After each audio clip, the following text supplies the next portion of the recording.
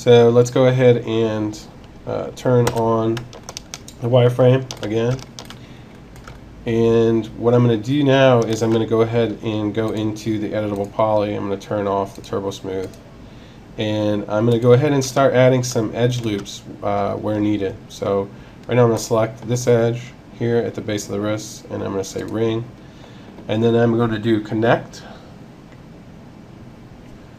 Where are you? Connect. There we go. And I'm going to add 2 edges to that ring, and I like that. And what I'm going to do then is I'm going to grab the edge right here, which represents my wrist bone, and I'm just going to pull it up slightly. Okay. I'm going to go ahead and grab these edges here and just, oops, wrong one. These edges here, and I'm going to just pull them up slightly. Looks good. Okay. And then I'm going to select the edge at the tip of my thumb, and I'm going to select ring, and I'm going to connect that. And I'm just going to connect it once. So let's go to connect, dial it down to 1, accept it. And now I can go ahead and add a little bit of shape here to my, a little bit more shape to my thumb. So let's go ahead and grab these guys, using control to select one vert at a time, and I'm just going to pop that up a bit and do the same at the base of the thumb. And then here I'm going to pull this one down quite a bit, because what I want to do is get some meatiness now to the base of my thumb, where it kind of ends up looking a little bit like a drumstick. If you look at the base of your palm, your thumb gets really meaty right here where it attaches to the wrist, and I just want to represent that in this stage. Because we're in the low res cage, it's kind of exaggerated, and that's fine because we get to refine it later. So I accidentally shift selected instead of control selected. I just want to pull this set of verts down here so that I can get that nice meatiness at the base of my thumb. I'm going to do the same thing on these 2 verts, and I'll pull them up a little bit also. That side of my hand isn't quite as meaty, but it definitely sticks up more than the other. Okay. So let's go ahead and check out the turbo smooth and see how we did. And that's better. That's looking a little bit more like an organic form. Okay, the next thing is that your hand, if you look at it from the side, it actually starts to taper from the base of the wrist here to where the fingers connect. It first gets fat where your thumb is connected. That's what I call the chicken leg part of the thumb. And then it tapers down. It gets smaller and smaller as we get closer to where the fingers attach. So let's go ahead and represent that by pulling points.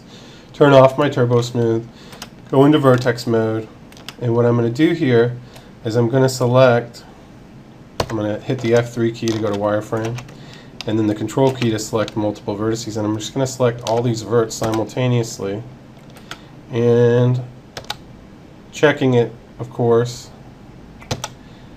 in wireframe to make sure that I didn't select any verts that I didn't want to. And now that I've confirmed that, I can go back to shaded view by hitting the F3 key for wireframe, F4 key for wireframe on shaded, and yeah.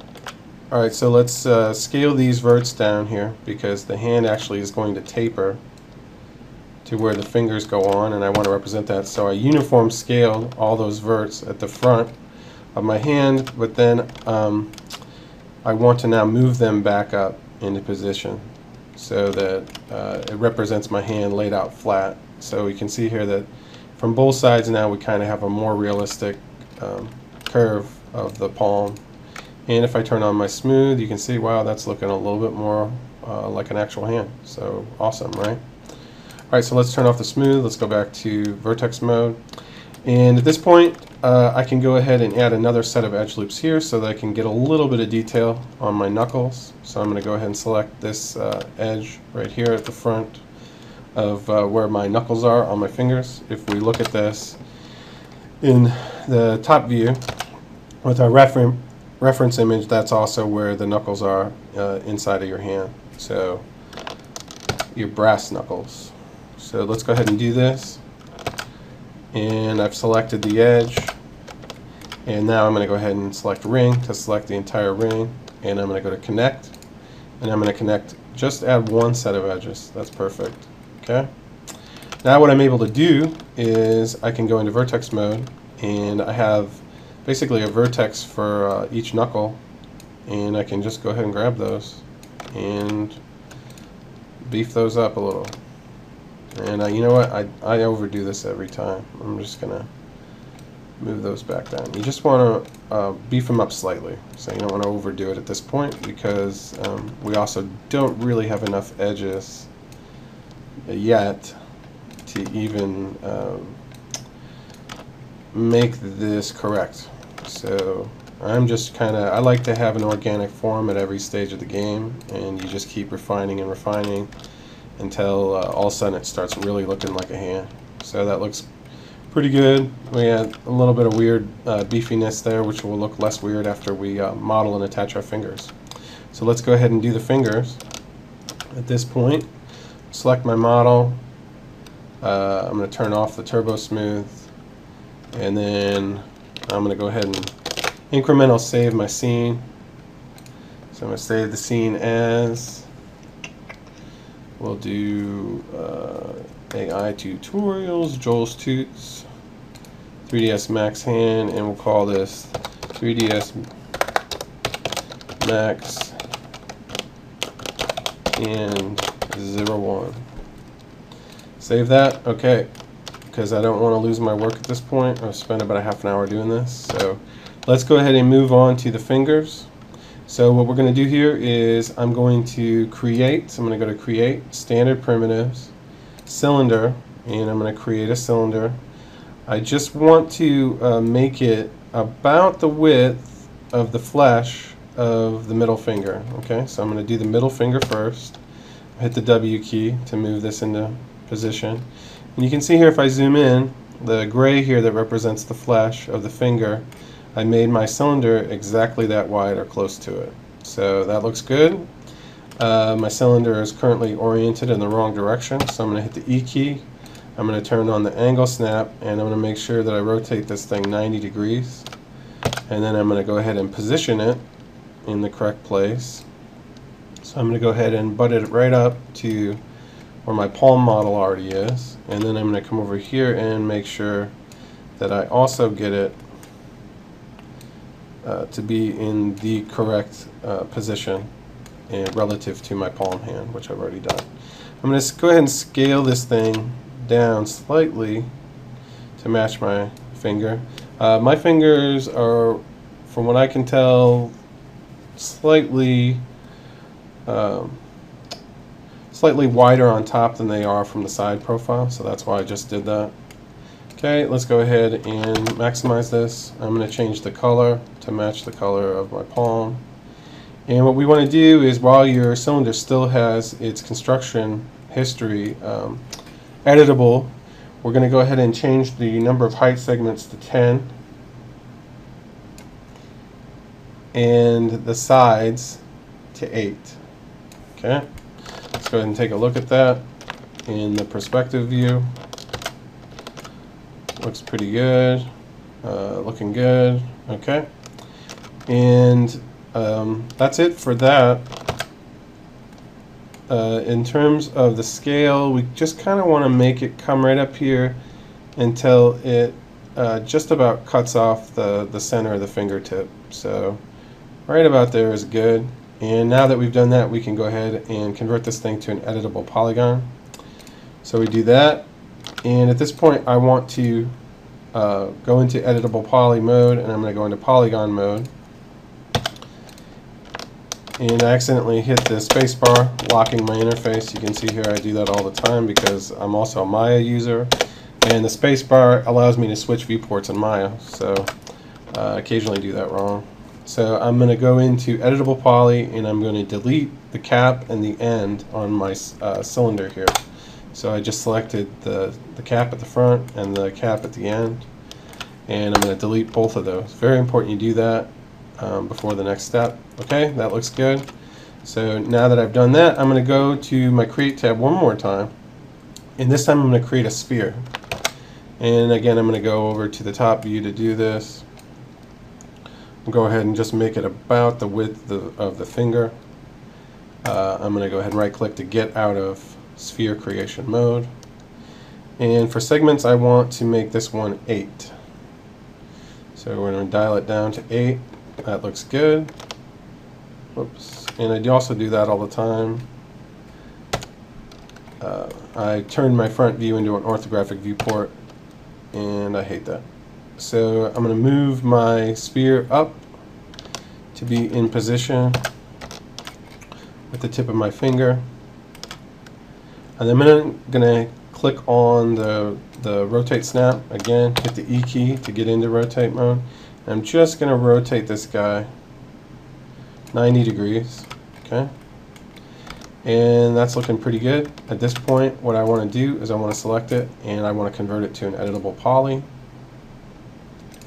And I'm going to select the back side of those faces, delete them, and looking good. Now I'm going to go ahead and hit the R key once I get to the top of my chain. So I want to modify the object, so in the object mode. And I'm just going to scale this down to match my, my cylinder. I can then give this the same color as my finger here. And I'm ready to go ahead and move this guy by hitting the W key. I'm going to move it into position, which is going to become the tip of my finger. Okay. So that looks pretty good. I'm happy with the position and the scale. I'm going to shape this again later, so it's not so important that it line up perfectly.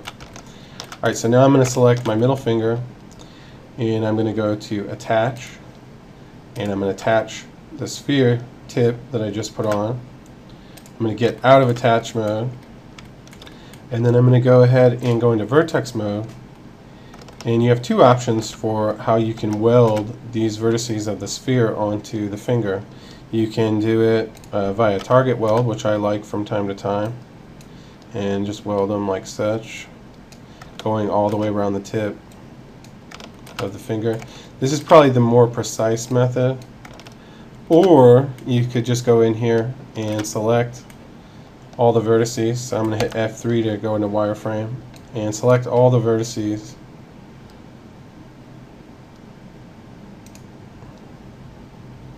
Hit the Q key. Okay, something just happened. That didn't work for a second. I'm going to select all these vertices, and then I could say weld, and I could open up my settings, and then basically dial this up or down. Notice if I go too far, it'll weld them all. It's just, as you guys know, it's the distance between the vertices that this threshold represents. So if I just take it up to a higher point and say accept, there it goes. It welds them all perfectly. And that's probably the faster way to do it, but it's also the way that's a little bit prone to error sometimes if you get the wrong threshold in there. So let's start shaping the finger now. We've got the shape correct. It looks pretty good. And now we can start moving these vertices into position. Oh, I forgot one thing. Before we do that, one thing is we want to go to edge mode, and we want to select this edge and this edge, and this edge and this edge. So see that? Those two edges on the side. And I'm going to hold down the control key and backspace for a clean delete to delete those edges. And what I did was I just turned, I had some tri faces here, and I wanted to convert them into quads. So now it's a quad face, and that's more conducive for the shape that I need to get for the finger. So that's why I did that. Alright, so now let's go into vertex mode.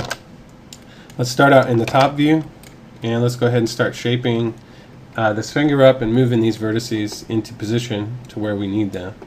So I'm going to go ahead and select the first 3 rows here at the base of the finger, and I'm just going to kind of move them down, move the whole thing down a bit. I'm going to select the next 3 rows. I'm going to scale them down a little bit, and then I'm going to move the center edge to the center of the knuckles there, where the bones meet up. And then I'm going to go ahead and scale the sides of this one out just a little bit. And on the image it shows this is scaled in. In my opinion, that is not the way the finger actually looks, at least on my hand. If anything, my finger kind of fattens out a little bit. So I'm going to go ahead and buck with the image in this position and kind of do my own thing. The other thing is that the finger is a little crooked in real life, so if you want to make it crooked for your model, it's going to have a slightly better realism, but it may also become a little bit more difficult to model because you're going to have to pull points all the time, which is fine. So now I've selected I select these edges here. I want to move them up. Sorry, I lost my train of thought there as I was daydreaming.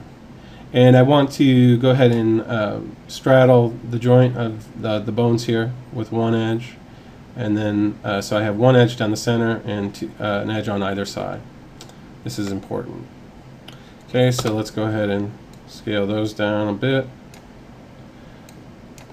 And let's go ahead and grab the vertices that represent the tip of the finger. And we can go ahead and scale these in a little bit, these two. And if we want to make the fingernail a little bit longer, there we go. And now I'm going to pop out to my perspective view.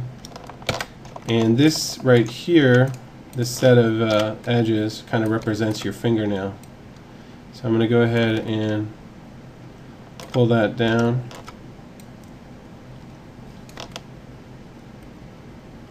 And that's looking a little bit better.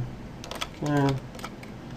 Now we're going to go ahead and start shaping the finger from the side. So let's go ahead and do that. Let's go into the side view. I'm going to maximize it. And it's good at the base. The finger starts to taper up towards the tip, just like your palm does. So I'm going to grab, first I'm going to grab all the verts here. I'm going to taper them down, move it up. And then I'm going to grab this set and I'm just going to add a slight crease to it, slight bend. And I'm going to taper those down also. Not a whole lot, just a little bit. And I want to go ahead and select these sets of verts here that represent the base of the knuckle. And I really want to scale those in because where your finger creases at the base of that knuckle, on the underside is a lot smaller than it is on the top at your knuckle. So we're going to go ahead and model that in. So same thing on this one. I'm going to just add a slight bump up for the knuckle, give it a little bit of a shape. Oops. And then we can add a little bit of shape here if we want. If you wanted to, you know, add just so it's not a perfect, perfect straight line, which does not exist in life. You can go ahead and do that. We could go ahead and pull the tip up slightly. That looks pretty good. Okay, check your profile from your knuckle to where your cuticle starts. That for mine, that looks about accurate. Looks good. Alright, now we want to go in and add a few more extra edge loops into these finger sections right here to basically get a little meatiness going on to the finger also. So I'm going to select the first edge ring, and I'm going to go ring, and then I'm going to say connect, and this time I want to add 2. I'm going to accept it, and all I'm going to do here is I'm just going to pull these edges, or these verts, to just make my finger a little bit more beefy.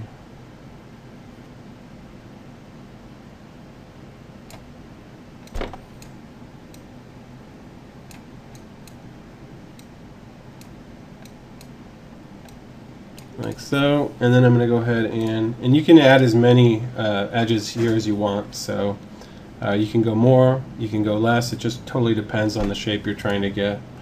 So on this one, I want a little bit beefier, so I'm going to go ahead and do that.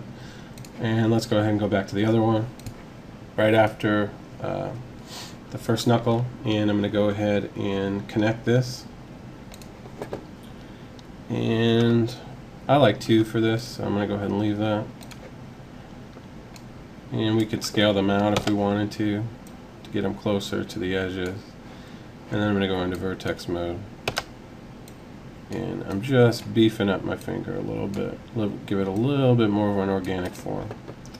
And then let's just say that I don't like that flatness in there. Just want to illustrate the point that the finger's got the correct number of edge loops, so adding edges once the initial form is set is not a big deal.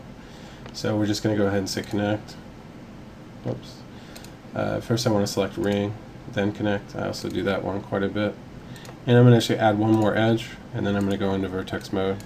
And what I'm just trying to do is remove any kind of straight edges on my model wherever possible. Alright, now we want to add one more set of edges that is pretty important. And this one is for the cuticle of the fingernail.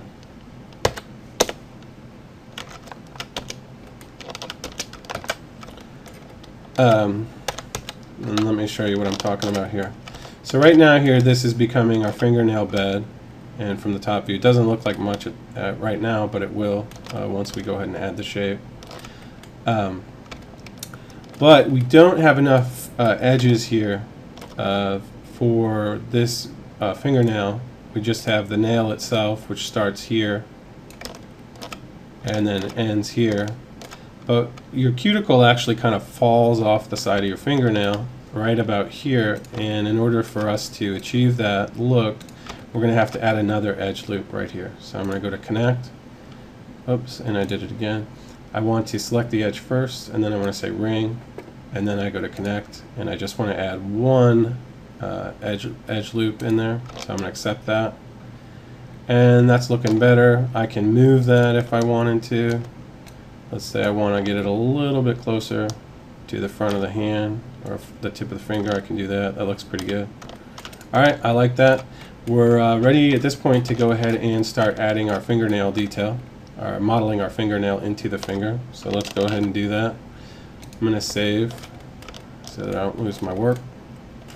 Let's go ahead and select the finger, and let's go to polygon mode, and we're going to select these sets of polygons right here at the top of the fingernail. And this is a little bit tricky, so you definitely want to make sure that you watch what I'm doing here. I'm going to grab, one thing I noticed here is that I accidentally pulled these verts down a little bit too far, and I'm going to go ahead and change that before I do it, make that a little bit more planar. So let's go ahead and select those faces, and now we're going to create the bed for the fingernail. So let's go ahead and select 1, 2, 3, 4 faces at the fingernail. And what I'm going to do is I'm going to go into extrude with settings turned on so that I can preview my work. And I want to, it seems a little counterintuitive if you're doing a fingernail to go inward, but that's how it's going to start. So I'm going to go ahead and extrude down. Mine, it's negative 0.01. I like that. I don't want it to be too deep because I'm going to do this 3 times, and I'm going to accept. So that's one extrude. I'm going to extrude it one more time. Oops, I didn't accept it. Sorry about that. Oh no, I did. It should have remembered my settings. I'm going to see why it didn't. Let's see here. Extrude there. I must have hit the wrong. I bet I hit bevel that time. Sorry about that. So I hit extrude one more time. It remembers my settings. It's going to go down negative 0.1 one more time. I'm going to accept that. I want to hit extrude one more time. So I have 3 extrudes, all the same depth, and I'm going to say accept. Now I have a nail bed modeled, but I have this front edge which if I left it alone it would be nightmare to deal with this later.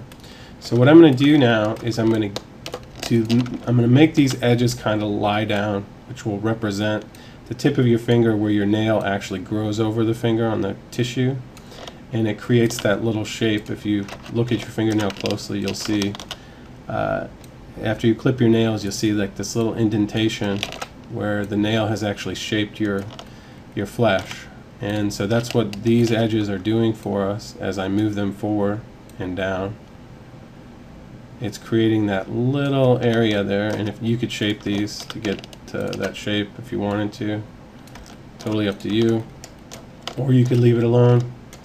Alright, now that we have the cuticle modeled, it's time to go ahead and model the nail. So I'm going to go ahead and select the faces here again, and this time I'm going to extrude, but I'm going to extrude them up. So if I did -0.1 last time, I'll just do about half that this time. So I'm going to go up. Your nail actually is not very thick, so yeah, I'm just going to go very slight, and I'm going to say accept. I'm going to extrude it one more time, up. I'm going to say accept, and then I'm going to extrude it one more time and say accept. Now what I have here is a nail that's on a bed that has a cuticle around it, right? And remember the mantra of polygon modeling that I keep saying, which is 3 edges for every 90 degrees of arc. So we have actually a little bit more than 90 degrees of arc here, but we need to have a fold here that lays over the top of our fingernail. So I have 1, 2, 3 edges in order to make that happen, and I'm selecting the middle set of edges, which is where the geometry is going to round when I go ahead and add my smooth. So I'm going to just select all those edges, and I'm going to scale them in, which is going to create kind of the overlap effect of the skin growing over the fingernail where the cuticle does, and that looks pretty good. And then I'm going to go ahead and select cuticle edges there and just kind of scale those down. And let's go ahead and take a look at this. So if we smooth the geometry now, so I'm going to go into the modifier stack. I'm going to add a turbo smooth. And we can see here that, wow, we have a polygon finger which actually has a semi-convincing fingernail with a cuticle layered around it, and that's good stuff. So you can also amp up the iterations on the smooth, and you can see here that it smooths nicely no matter how many iterations you have. That's how you can tell if you did a good job or not. I have one kind of problem here though, where my geometry on the smooth is kind of, my fingernail is falling outside the cuticle. So you can fix that in one of 2 ways. You can either scale your fingernail in, or you can scale the cuticle out. So I kind of prefer to scale the fingernail in. So I'm just going to grab the verts here at the side of my fingernail.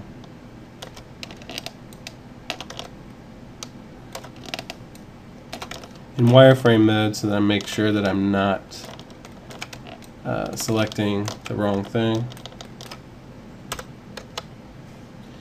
And I'm just going to scale this in.